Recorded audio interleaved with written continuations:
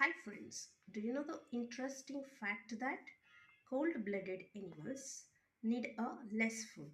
Yes, cold-blooded animals need a less food compared to warm-blooded animals of the same size.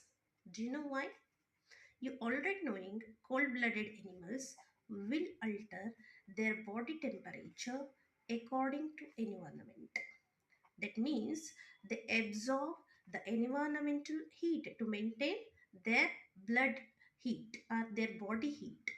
But warm blooded will maintain constant temperature.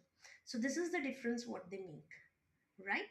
So what it is, because they will be just utilizing environmental heat to maintain their body temperature, so they need a very less energy. Less energy means less the food they need, isn't it? So but warm blooded animals will utilize 80% of energy generated through food just to constant temperature maintenance.